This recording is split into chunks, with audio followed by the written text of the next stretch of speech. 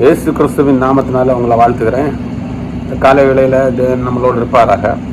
இன்னைக்கு லூக்கா 1ஆம் அதிகாரம் 28வது வசனத்தை நீங்கள் பார்த்துருக்கீங்கன்னா, மரியாதை வாழ்த்துதல் சொல்லுகிற ஒரு அனுபவம்.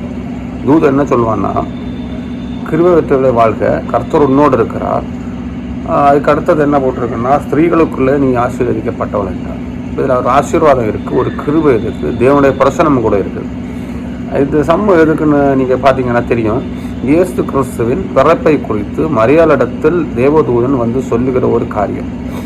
இந்த பிறப்பில் அல்ல இயேசு கிறிஸ்துவின் வாழ்க்கையில் முதலாவது இயேசு கிறிஸ்துவுக்காக அவமானத்தை ஏற்றுக்கொண்டதும் இயேசு கிறிஸ்துக்காக சகிப்புத்தன்மை ஏற்றுக்கொண்டது யாருன்னு பார்த்தீங்கன்னா மரியாள். அது இயேசுவின் தாயாராக இருக்கிறாங்க. நம்ம வாழ்க்கையில் நம்ம கிறிஸ்துக்குள்ள வர்றதுக்கும் நாம் கிறிஸ்துக்கு நிற்கிறதுக்கும் இந்த நாட்களில் நம்ம அநேக பேர் ஆசீர்வாதமாக இருக்கிறது காரணமாக இருக்கிறது நம்மளோட தாயார்களாக தான் இருப்பாங்க, பேரண்ட்ஸாக தான் இருப்பாங்க. இந்த மெசேஜ் இது இல்லை. அப்போ இயேசு கிறிஸ்துவை நமக்கு முதலாவது வழிகாட்டுகிறவர்கள் நம்முடைய பேரண்ட்ஸ் தான். இன்னும் சொல்ல போனால் இயேசு கிறிஸ்துவுக்கு வேண்டி சகிப்புத்தன்மை எடுத்த முதல் ஆள் லேடியாக இருக்கட்டும், ஜென்ஸாக இருக்கட்டும், ஜோசஃபும் மரியாளமாக தான் இருந்தாங்க. ஆனால் நம்ம அவங்க ரெண்டு பேரை பற்றி இந்த பைபிளில் எவ்வளோ தூரம் படித்திருக்கிறோம்னு பார்த்தா ரொம்ப கம்மி. நம்ம பவுல் அப்போஸ்தலரில் போய் படிச்சிருக்கிறோம், தாவீது, இன்னும் நிறைய பரிசுத்தவான்களை குறித்து நம்ம படித்திருக்கிறோம். ஏன்னா இதெல்லாம் அவர்கள் பேசின காரியங்கள், அவங்க சிந்தித்த காரியங்கள் பைபிளில் எழுதி கொடுக்கப்பட்டிருக்கிறது. அவங்கள விசுவாசத்தை எழுதி கொடுத்துருக்குறாங்க. அதனால் நம்ம அதை பற்றி நிறைய பேசிகிட்டு இருக்கிறோம். அதில் அவங்க மூலியமாக இயேசுவின் நாமத்தை நம்ம என்ன பண்ணிகிட்டு இருக்கிறோம், அறிந்திருக்கிறோம், பழகி இருக்கிறோம். வைராகியமாக நின்றவர்கள் அநேக பேர் இருந்தாங்க. ஆனால் மறைமுகமாக இன்னும் சொல்ல போனால் அவருடைய இயேசு கிறிஸ்து நாமத்தை உயர்த்துவதற்கு காரணமாக இருந்த மரியாளோ ஜோசஃபோ எங்களுக்கு பேச்சுக்களை குறித்து நிறைய காரிய வசனங்கள் பைபிள் எழுதப்படவில்லை. ஆனால் அவங்களோட வாழ்க்கை சரித்திரத்தை பார்த்தீங்கன்னா, அவங்க லைஃப்பை நம்ம பைபிளில் வச்சு பார்த்தாலோ, அவங்களோட எண்ணங்கள் நீங்கள் பைபிளில் வச்சு பார்த்தாலோ அது உயர்ந்ததாக இருக்கிறது. கடந்த நாட்களில் நான் பைபிள் படிச்சுட்டு தியானிக்கிற நேரம் தேவன் எனக்கு வெளிப்படுத்தி கொடுத்த சில காரியங்களை மாத்திரம் நான் சொல்ல ஆசைப்படுவேன். மரியாதை குறித்து மாத்திரம். இப்போ மரியாதை குறித்து நீங்கள் பார்க்குற நேரம் ஃபர்ஸ்ட் திங், இயேசு கிறிஸ்துவின் தாயார் முதலாவது அவமானத்தை இயேசு கிறிஸ்துக்காக தோளில் சுமந்த ஒரு பெண்மணியாக இருக்கிறாங்க. அதனால தான் அழகாக போட்டிருக்கிறதுல ஸ்திரீகளுக்குள்ளே ஆசீர்வதிக்கப்பட்டால் சாதாரண ஆசீர்வாதம். ஒரு ஆசீர்வாதத்தை தூதன் வந்து ஒரு மனிதனிடத்தில் சொல்கிறாங்கன்னா அந்த ஆசீர்வாதம் எப்பேற்பட்டதாக இருக்கணும்னு நீங்கள் பார்க்கணும். ஏன்னா ஆபிரகாமுக்கு ஒரு வாக்குத்தத்தை கொடுத்தாங்க, மோசை கொடுத்தாங்க. அப்போ அவங்க எல்லாம் எவ்வளவு தூரம் தேவனால் பிரயோஜனப்படுத்தப்பட்டாங்கன்னா பயங்கரமாக இருந்துச்சு. அதே போல் மரியாள் எவ்வளோ தூரம் பிரயோஜனப்படுத்தப்பட்டாங்கன்னு பார்த்தீங்கன்னா அது பயங்கரமாக இருந்துச்சு. ஆனால் அதை வெளியே சொல்வதற்கு நம்ம அநேக காரியங்கள் கேள்விப்பட்டிருக்க மாட்டோம். இப்போ இந்த நாட்கள் அதை குறித்து மாத்திரம் நான் பேசும்படியாக ஆசிக்கிறேன். அப்போ ஆசீர்வதிக்கப்பட்டவள் என்று சொன்னாங்க. அந்த ஆசீர்வாதம் எப்பேற்பட்ட ஆசீர்வாதமாக இருந்துச்சு. அந்த ஆசீர்வாதம் சொல்லப்படும் பொழுது அதுக்கு முன்னாடி என்ன இருந்துச்சுன்னா கிருபை அவளுக்கு உள்ளாடி வந்துச்சு. இப்போ கிருபை வந்த உடனே யார் உள்ளாடி வாரா? தேவ ஆவியானவர் உள்ளாடி வாரார். தேவ ஆவியானவர் உள்ளாடி வந்தாச்சுன்னா தேவ ஆவியானவர் ஒரு ஆசீர்வாதத்தை கொடுக்குறார். அது என்ன ஒரு ஆசீர்வாதம் பார்த்தீங்கன்னா நித்தியத்துக்குரிய ஒரு ஆசீர்வாதமாக இருந்துச்சு. இயேசு கிறிஸ்துவை பறைசாட்டுகிற ஒரு ஆசீர்வாதமாக இருந்துச்சு. இயேசு கிறிஸ்துவை குறித்து மேன்மைப்படுத்துகிற ஒரு ஆசீர்வாதமாக இருந்துச்சு. நம்ம வாழ்க்கையில் நினைச்சிருக்கிற ஒரு ஆசீர்வாதங்கள் சொல்கிற நேரம் பொண்ணோ பொருளோ அல்லன ஒரு அந்தஸ்தோ அல்ல, நம்முடைய வியாக்கியானங்களை குறித்து அல்ல, நான் ஒரு பெரியவன் என்று சொல்கிறாள், இப்போ படிப்பை குறித்து அல்ல, இன்னும் நடை உடை பாவனைகளை குறித்து அல்ல ஆசீர்வாதம். ஆசீர்வாதம் சொல்கிறது தேவனுடைய நாமத்தை மகிமைப்படுத்தும்படியாக எடுத்துக்கொள்ளுகிற ஒரு காரியம், எடுத்துக்கொள்ளுகிற ஒரு பாத்திரம். அதுதான் உண்மையிலே ஒரு ஆசீர்வாதமாக இருந்துச்சு. அப்போ இதுக்கு தேர்ந்தெடுக்கப்பட்டது யாருன்னு பார்த்தீங்கன்னா மரியாள். அப்போ ஒரு ஆசீர்வாதம் வர்றதுக்கு முன்னாடி அவங்களுக்குள்ளாடி ஒரு கிருபை தேவன் போடுவார். அப்போ நம்ம உங்களுக்குள்ளாடி ஒரு கிருபை போட்டிருக்கிறாருன்னா உங்களுக்கு நெக்ஸ்ட் அவர் என்ன பண்ண போறாருன்னா தேவன் உங்களுக்குள்ளாடி வாசம் செய்ய வருவார். கிருபைன்னு சொல்றது கிருபையினால ரட்சிக்கப்பட்டோம். அப்போ அந்த ரட்சிப்பு வருகிறது எப்படின்னா கிருபையினால. அப்போ ரட்சிக்கப்பட்டவர்களுக்குள்ளாடி நெக்ஸ்ட் என்ன ப்ராசஸ் எடுக்கப்படுகிறதுன்னா ஒரு தேவன் உள்ளாடி வருகிற ஒரு அனுபவம். அந்த தேவன் உள்ளாடி வருகிற அனுபவம் வந்தாச்சுன்னா நெக்ஸ்ட் அவங்களுக்கு கொடுக்க வருகிறது ஆசீர்வாதம். இந்த ஆசீர்வாதத்தை குறித்து தான் நான் பேச விருப்பப்படுகிறேன்.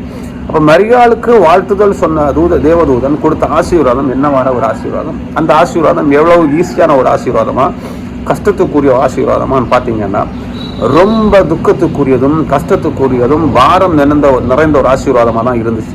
என்றைக்குமே மைண்டில் வச்சுக்கோங்க, இயேசு கிறிஸ்து டைரெக்டாக உங்களுக்கு ஒரு ரட்சிப்பை கொடுத்து, உங்களுக்கு ஒரு பரிசுத்தாயை கொடுத்து, உங்களுக்கு ஆசீர்வாதத்தை அடையாளத்தை கொடுக்குறாருன்னா அதுக்குள்ளாடி துக்கம் நிறைந்திருக்கும், அதுக்குள்ளாடி கவலைகள் நிறைந்திருக்கும், அதுக்குள்ளாடி ஒரு பாரம் இருக்கும், அதுக்குள்ளாடி ஒரு பிளான் இருக்கும். அதுக்கப்புறம் இந்த ஆசீர்வாதத்தை தூதன் எப்படி மரியாள்கிட்ட வெளிப்படுத்துறான்னு பார்த்தீங்கன்னா, அது ஒரு நல்ல ஒரு சப்ஜெக்டாக இருந்துச்சு. 32 இருந்து 33 அதில் தேவனை குறித்துள்ள மகிமையான காரியங்கள் அதில் வெளிப்படுத்தி கொடுத்தாரு. மகிமையான காரியம் எல்லாமே மகிமையான காரியம் தான். இயேசு கிறிஸ்து யாருன்னுள்ளதை அந்த 2 வசனத்தில் வெளிப்படுத்தி கொடுத்தாரு. பெரியவராக இருப்பார், உன்னதமான குமார் என்னப்படுவார், கர்த்தர் தேவன் பிதாவாகிய தாய் சிங்கால் அவர் கொடுப்பாரு, யாக்கோன் கொடுப்பது என்று அரசாழ்வார். இன்னும் ஆழமா சொல்ல போனால் ஒரு புதிய ராஜா வர போகிறாரு, அவருக்கு எல்லா குவாலிட்டியும் இருக்கு. அப்பேற்பட்டவராகவும் உனக்கு மனதில் உனக்கு கர்ப்பத்தில் வந்து அவர் உற்பத்தி ஆக போகிறாரு, உதிரத்தில் வரப்போகிறாருன்னு ஒரு சாலிடான பாசிட்டிவான ஒரு வேர்டை தான் கொடுத்தாங்க. இப்போ நம்ம வாழ்க்கையிலையும் ஆசீர்வாதம் சொல்லும்போது பாசிட்டிவான வேர்டு தான் தேவன் கொடுப்பார். எப்போதுமே அந்த பாசிட்டிவான வேர்டில் ஒரு ஸ்பிரிச்சுவல் அர்த்தம் இருந்துகிட்டே தான் இருக்கும். எப்போதுமே நாங்கள் யோசிச்சுக்கோங்க, பைபிளில் ஒரு வார்த்தைகள் நமக்கு கொடுக்கப்படுகிறதுன்னா அதில் ஒரு ஸ்பிரிச்சுவல் அர்த்தம் தான் இருக்கும், வேர்ல்ட்லி உள்ள ஒரு அர்த்தம் இருக்காது. ஏன்னா நாம் இந்த உலகத்தாருக்குரியவர்கள் அல்ல, அதே போல இயேசு கிறிஸ்துவும் இந்த உலகத்தாருக்குரியவர் அல்ல. அதனால அவருக்கு சொல்லுகிற ஆசீர்வாதத்தில் ஒரு ஸ்பிரிச்சுவல் அர்த்தம் தான் அதுக்கு உள்ளாடி இருக்கும். அப்போ ராஜா வருவார், அரசாழ்வார், இதெல்லாமே சொல்லி நிறைய மக்களை மீட்பெடுப்பார், அவருக்குன்னு ஒரு ஜனம் இருக்கும், தாவீது சிங்காசனத்தில் வம்சவழியில் வருவார். இதெல்லாம் வந்து அழகாக சொல்லி கொடுத்தாரு இல்லையா? அதுக்கு எப்படி அடையாளத்தை வைத்தாருன்னா, பழைய ஏற்பாட்டில் தீர்க்க தரிசனங்கள் எப்படி உரைக்கப்பட்டதோ அதே தீர்க்க தரிசனத்தை எடுத்து மரியாளோட காதுகளில் கேட்கப்பட பேசினாரு. பேசிட்டு இதுல ஒரு காரியம் மறைத்து வைத்தார். என்ன மறைத்து வைத்தார்? இந்த ஸ்பிரிச்சுவல் ஆசீர்வாதத்தை மறைத்து வைத்திருந்தார். இந்த ஆசீர்வாதத்தை நீங்க எடுத்து பாருங்க, வேர்ல்டு லெவல்ல சொன்ன ஆசீர்வாதமா தான் இருக்கும், ஆனா அதுக்கு உள்ளாடி இருந்தது எல்லாமே ஒரு ஸ்பிரிச்சுவல் அர்த்தம்.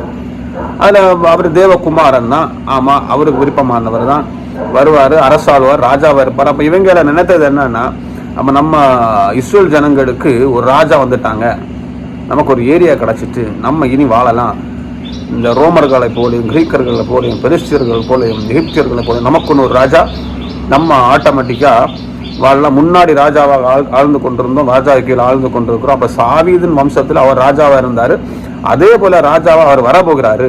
அப்போ நமக்கு ஒரு ஆட்சி செய்யலாம், நாம் அதில் வந்து பெரிய ஆள்களாக இருக்கலாம். அப்படி நினைச்சு கொண்டிருக்கிற நேரத்தில் தான் இந்த மாதிரி வெளிப்பாடு வருது. இதில் மரியாள் என்னென்ன கஷ்டங்களை சகித்தா, இந்த ஒரு வெளிப்பாடு கிடைச்ச உடனே முதலாவது சந்தோஷப்பட்டா, ரெண்டாவது அவப்பட்ட அவமானத்துக்கு அடையாளமே கிடையாது. நான் ஒன்று சொல்லுவேன், எப்போ இயேசு கிறிஸ்துவை ஏற்றெடுக்கிறீங்களோ அன்னைக்கு உங்கள் வாழ்க்கையில் ஒரு இனம் புரியாத ஒரு சந்தோஷமும், ரட்சிப்படைகிற நேரம் ஒரு இனம் புரியாத ஒரு சமாதானம், இயேசு கிறிஸ்துவ உயர்த்தி நம்ம சொல்லிகிட்டே நடப்போம், இயேசு கிறிஸ்துக்காக என்னதான் செய்யலான்னு நம்ம தெரிஞ்சுட்டு இருப்போம், எல்லாம் ஓகே. இந்த மாதிரி தான் ஆசீர்வாதம் தொடங்கும் நம்ம வாழ்க்கையில். ஆனால் அந்த ஆசீர்வாதத்துக்கு மறை பொருளாக இருக்கட்டும், மறுபக்கம் என்னன்னு பார்த்தீங்கன்னா பயங்கர கொடுமையாக இருக்கும்.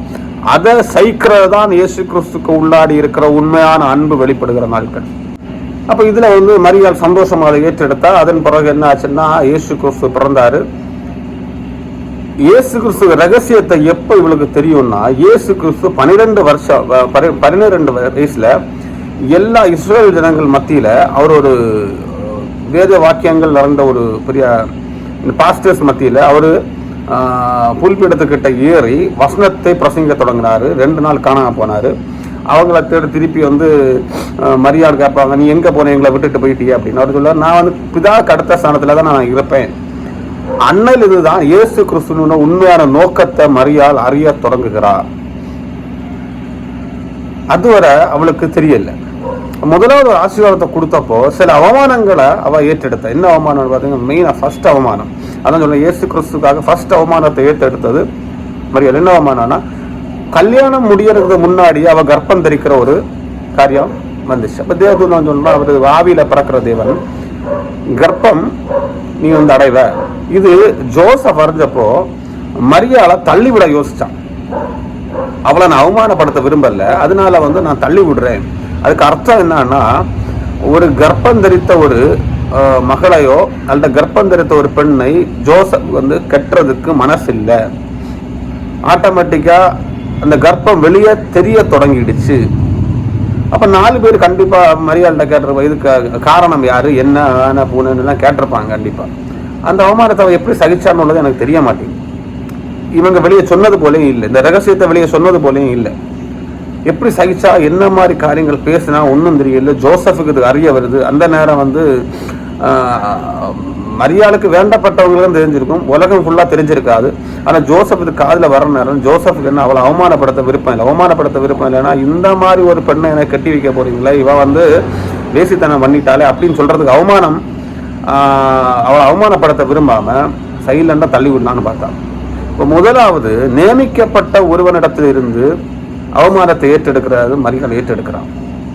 ரெண்டாவது அவளுக்கு தெரிந்த ஆட்களுக்கு மத்தியில் இயேசு கிறிஸ்து பிறக்கிறாரு, இப்படிப்பட்ட ராஜா பிறக்கிறாரு. அதனால அதற்கு வேண்டி இந்த அவமானத்தை அவன் சகிச்சான். இன்னைக்கூட இந்த ஜனங்களுக்கு ஒரு விடுதலை பெறட்டுமே, இன்னைக்கூட எங்க வாழ்க்கை மாறும், இன்னைக்கூட நாங்களும் ஒரு ராஜா அந்தஸ்துல இருப்போம், எங்களுக்குன்னு ஒரு ராஜா இருக்கிறாங்க, நாங்க யாருக்கும் அடிமை இல்லை, பரிசு சரிசெய்யமார்கள் அடிமை இல்லை, நாங்களும் இனி தனியா ஒரு வாழ்க்கையை ஏற்றெடுக்கிறோம். அந்த மாதிரி ஒரு எண்ணத்துல தான் அவனும் என்ன பண்றா, சகித்தான். அப்போ அப்பேற்பட்ட ஒரு ஆசீர்வாதம் கேட்டோம்ல, சரி நாங்க ஜனங்கள் மேல வரட்டும். அப்போ அந்த ஆசீர்வாதம் எப்பேற்பட்ட, எப்போ இந்த ஆசீர்வாதத்துக்கு பிரச்சனை தொடங்குது பார்த்தீங்கன்னா, ஸ்டார்டிங் ஸ்டேஜ் அவமானத்தில் தொடங்கியாச்சு. இந்த அவமானம் அதோட முடியல. இந்த அவமானத்துல மீட்கொண்டு வர்ற நேரமே பயங்கரமா இருந்திருக்கும் இல்லையா. இயேசு கிறிஸ்து வளர்ந்து வர நேரம் அவள்கிட்ட கேட்டிருப்பாங்க, இது கல்யாணம் ஆக முன்னாடி வந்த குழந்தை தானே, ஏன்னா அதுக்கப்புறம் நிறைய குழந்தைகள் பிறந்துச்சு, அது எல்லாருக்கும் தெரியும். அது எப்படி என்னன்னெல்லாம் கேட்டிருப்பாங்க. இவங்க கண்டிப்பாக சொல்லிட மாட்டேன், ஏன்னா வசனத்தில் ஒன்று சொன்னது போல இல்லை. அப்போ எலிசபெத்துக்கு மட்டும் தெரியும், இது பாருங்க, எலிசபெத்துக்கு மட்டும் தான் தெரியும். அப்போ இந்த மாதிரி காலகட்டத்தில் அப்படி போயிட்டே இருக்கு. 12 வயசு ஆறு நேரம் என்ன அவர் பிரசங்கம் பண்ண தொடங்குறாரு. அதுக்கப்புறம் தான் இவளுக்கு வெளிப்படுத்தப்படுகிறது. கொஞ்ச நாள் போக போக தான் இயேசு கிறிஸ்துவை கொல்லுவாங்க. இயேசு கிறிஸ்துவ வசனங்கள் அதுக்கு பிறகுதான் வெளியே வருது, இயேசு கிறிஸ்துவ வியாக்கியானங்கள் வெளியே வருது. மரியாதை அறிந்து கொண்டே இருக்கிறார். ஒரு நாள் மரணப்படுவார், ஒரு நாள் இவரை கொல்லுவாருங்க, இவர் மரித்து அடக்கம் பண்ணு மறுபடியும் உயிரோடு எழுப்புவாங்க, நித்திய ஜீவனை கொடுப்பார். இதெல்லாம் ஒரு சைடில் ஸ்பிரிச்சுவல் அர்த்தத்தில் போயிட்டே இருக்கு.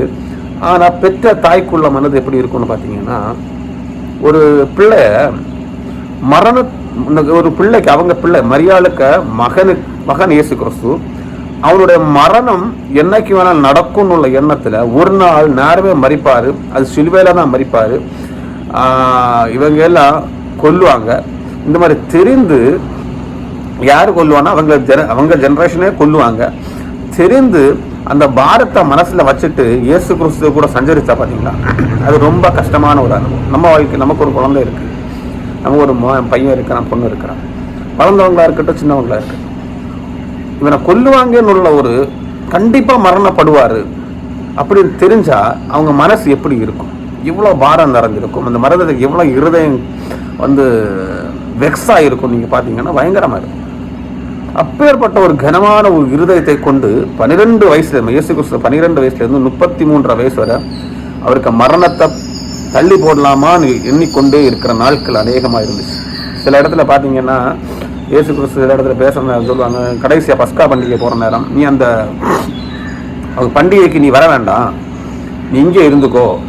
அப்ப இயேசு கிறிஸ்து என்ன சொல்ல, சரி நான் வரல, நான் வீட்டில் இருந்துக்கிறேன்னு சொல்லிட்டு மரியாளுக்கு அவங்க சகோதரர்களுக்கு தெரியாம இயேசு கிறிஸ்து அங்க சுவிசேஷம் சொல்லிட்டு இருப்பாரு. ஏன் மரியாள் இயேசு கிறிஸ்து வர வேண்டாம்னு சொன்ன காரணம், நீ மரிக்க வேண்டாம், எல்லாம் சரிதான், தீர்க்க தரிசனம் சரிதான், வந்ததும் சரிதான், ஆனா என்னோட பிள்ளைகளா இருக்க உன்னுடைய மரணத்தை பார்ப்பதற்கு எனக்கு முடியாது. அந்த கனமான ஒரு வருத்தத்தின் இருதயத்தோட தான் அதை மாற்றி வச்சான். ஊருக்கா என்ன பண்ணுவாங்க, வீட்டுக்குள்ளாடி இயேசு கிறிஸ்து இருக்கும், இவனும் மரியாளும் சகோதரன் வெளியே வந்துருந்து இயேசு கிறிஸ்துவை பார்க்குறோம் அப்படின்னு இயேசு கிறிஸ்து சொல்லுவார், என்னுடைய கட்டளை செய்கிறவர்களே எனக்கு சகோதரன் தாயாரமாக இருக்கிறாங்க, பாக்கி உள்ளவங்கள நான் கணக்கில் எடுக்கிறது கிடையாது அப்படின்னு சொல்கிற காரணம் என்னன்னா, மரியாதை அவமானப்படுத்துகிற ஒரு காரியம் அல்ல.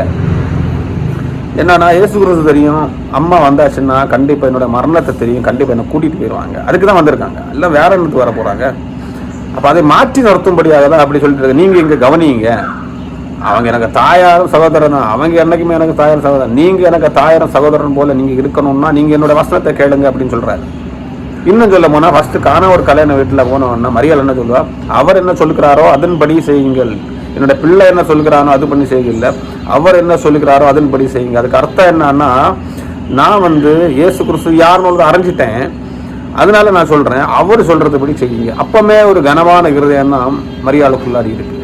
இது முடிச்சிட்டு அந்த ஆசீர்வாதத்துக்கு நெக்ஸ்ட் ஸ்டேஜ். முதல் ஆசீர்வாதம் உலக பிரகாரமா சொல்லப்பட்டது, வெளிப்பாடு. அதுக்கப்புறம் அந்த ஆசீர்வாத ரகசியங்களை அறிய தொடங்க புரிஞ்சு போச்சு, இது ஆவிக்குரிய ஆசீர்வாதங்கள். அப்ப நெக்ஸ்ட் ஸ்டேஜ் அதுக்குள்ள கவலைகள் இருக்கு. மூணாவது ஸ்டேஜ் இந்த ஆவிக்குரிய ஆசீர்வாதங்கள் நிறைவேறப்பட போகிற நாட்கள்ல ஒரு இருதயம் இருக்கும், அது பயங்கரமா கொடூரமா நம்ம தாங்கிக் கொள்ளாத ஒரு வருத்தமா இருக்கு. என்னன்னு பாத்தீங்கன்னா, ஒரு நாள் நைட்டு ஃபுல்லாக இயேசு கிறிஸ்துவை அடித்து தலையை முறித்து சரீரங்கள் இங்கே பிற்கப்பட்டு உள்ள இருக்க எலும்பு வெளியே தெரியற வர அவருக்கு தண்டனை கொடுக்கப்பட்டது. அந்த தண்டனை கொடுக்கப்பட்டு அப்படியே என்ன பண்ணுற, அந்த கோலத்தோடைய வெளியே கொண்டு வராங்க. இந்த வெளியே கொண்டு வர்ற நேரம் யார் கூட இருந்தா, மரியாள் கூட இருந்தாங்க. அவங்க தாயார் கண்டிப்பாக கூட இருந்திருப்பாங்க.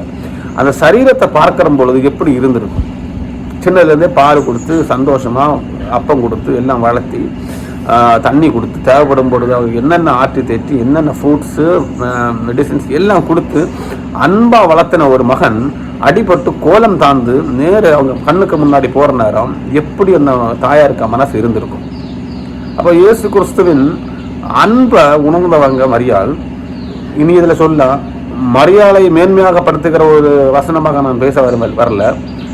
ஆனால் மரியாள் ஆசீர்வதிக்கப்பட்டவள், கிருபை பெற்றவள், தேவ ஆவியான உள்ளோடு இருக்காருன்னு சொன்ன அதுக்குள்ள அர்த்தங்களாக நான் சொல்ல வருகிறேன். இதுல மறைக்கப்பட்ட அநேக ரகசியங்கள் வசனத்தின் மூலியமாக தேவன் எனக்கு வெளிப்படுத்தி கொடுத்தார், எனக்கு மறைக்கப்பட்ட பொருட்கள். அதை நான் அன்னைக்கு சொல்லிட்டு இருக்கேன். அப்போ இவ்வளோ வருத்தத்தோட வெளியே வர நேரம் குற்றுயிராக தூக்கி நடத்த முடியல. இது ஒரு சைடு. இது முடிச்சு நெக்ஸ்ட் கையோட என்ன பண்றாங்க, பிலாத்துக்கு ஃப்ரெண்ட்ல சொல்றாங்க, இவன் கள்ளன், இவனை நீங்க விடுதலை பண்ண வேண்டாம், இவனை சிலுவையில் அறிங்க, அந்த கள்ளனை விடுதலை பண்ணுங்க. கம்பேர் பண்றாங்க இல்ல, இந்த திருடனை விட இவன் பயங்கர கொடூரமானவன். இன்னும் சொல்ல போனா வேசித்தனம் பண்ணன்னு கூட சொல்லியிருப்பாங்க. ஏன்னா ஒருக்கா மகதலேனா மரியாளுக்கு அல்ல இன்னொரு சகோதரிக்கு வேசித்தனம் பண்ணி கையும் களவும் பிடிச்ச உடனே அவருக்கு சப்போர்ட் பண்ணாங்க இல்லை, அதெல்லாம் பார்த்தாக்குது ஜனங்கள். இதில் யாருக்கு காதுபட பேசிட்டு இருக்காங்க, மரியாதை காதுபட பேசிட்டு இருக்காங்க. மரியாள்கிட்ட மூஞ்சிலே பேசியிருப்பாங்க, முகத்தை பார்த்து என்ன பேசியிருப்பாங்க, ஏய் உனக்கு குழந்தைய பாரு, பிள்ளைய பாரு, இவனா உனக்கு பிள்ளை, இப்படி எல்லாம் பண்ணி இருக்கிறான், இவெல்லாம் பெரிய கொடுவனன், இவனெல்லாம் கொலை பண்ணணும், இந்த மாதிரி குழந்தைய பெற்றதுக்கு நீ எங்கேயா போயிருக்கலாம், அந்த மாதிரி கண்டிப்பாக சொல்லியிருப்பாங்க. அப்படி ஒரு இறுக்கமான ஒரு இருதயம் உள்ளவர்களாக அன்புள்ள ஜனங்கள் இருந்தாங்க. மரியாள்கிட்ட பேசினாங்க. இந்த மரியாளுக்கு எவ்வளவு தூரம் அந்த ஆசீர்வாதம் நித்தியத்துக்கு ஏற்ற சந்தோஷத்துக்கு கொடுக்கும்படியாக உலகத்துல கவலைகளை கொடுத்துருக்க நீங்க பார்த்துக்கோங்க. இப்படி முடிச்சுட்டு நேரம் என்ன பண்றாங்க, அவ கண்ணுக்கு முன்னாடியே சிலுவையில் அறையப்படுறாங்க. நிறைய காரியங்கள் பேசலாம், ஆனா எனக்கு டைம் இல்லை. அது கண்ணுக்கு முன்பாக, மரியாதை கண்களுக்கு முன்பாக இயேசு கிறிஸ்துவை சிலுவையில் அறைந்து கொலை செய்தார்கள். அப்போ கொலை செய்தார்கள். அப்படி கொலை பண்ற நேரம் மரியாதைக்கு இருந்தது எப்படி இருக்கும், அந்த மரிக்கும் தருவாயில மரணத்தை பார்த்துட்டு இருக்கிறான், உயிர் போறதை பார்க்கறா, லாஸ்ட்ல சவுண்டு போடுறதை பார்க்கறா, 7 வசனத்தை பேசும் அவர் பட்ட பிரயாசத்தை பார்க்கறா, ஈட்டியால குத்தப்படும் பொழுது பார்க்கறா. இவ்வளவு தாண்டி அவர் சவுண்டு போட்டு அவருக்கு மரண ஓலத்தை ஜீவனை விடும் பொழுது பார்க்கறார். அந்த மனசு சொல்ல தெரியல. அப்பேற்பட்ட ஒரு கனமான துக்ககரமான ஒரு அனுபவத்தை தான் மரியாள் அவளோட வாழ்க்கையில சகிச்சா. ஃபர்ஸ்ட் இயேசு கிறிஸ்துக்காக ஃபர்ஸ்ட் சகிச்ச ஒரு பெண்மணின்னு பார்த்தீங்கன்னா, ஒரு யாரா இருந்தாலும் இயேசு கிறிஸ்துவாக முதலாவது நின்றது, அவமானத்தை ஏற்றுக்கொண்டு இயேசு கிறிஸ்துவின் உண்மையான ஆசீர்வாதத்துக்காக வேண்டி அந்த நம்மள மீட்டெடுத்து பரலோகத்துக்கு கொண்டு போறதுக்கு ஒரு ராஜா வந்தார்னு உள்ள வெளிப்பாடு கிடைத்த பிறகும் அந்த ஆசீர்வாதத்துக்கு வேண்டி நின்ன முதல் ஆளு மரியாளா இருக்கிறாங்க. ஆனா அவங்கள பற்றி நம்ம எவ்வளவு நாள் பேசியிருக்கிறோம். இப்போ இந்த நாட்களில் நம்ம கவனிக்கணும், அந்த வசனத்தில் எழுதியிருக்க ஒவ்வொரு ஆளுகளுக்கு உள்ள கேரக்டரும் பயங்கரமா இருக்கும், சின்ன காரியம் இல்லை. ரட்சிப்புன்னு சொல்றது ஒரு நமக்கு கொடுக்கப்பட்ட ஒரு தானம். அந்த ரட்சிப்பு எப்படி கிடைக்குன்னா கிருபையினால கிடைக்கும். அந்த கிருபை நமக்கு உள்ளாடி வரும் நேரம் நம்ம என்ன கிடைக்குது, தேவ ஆவியான் நமக்கு உள்ளாடி வராரு.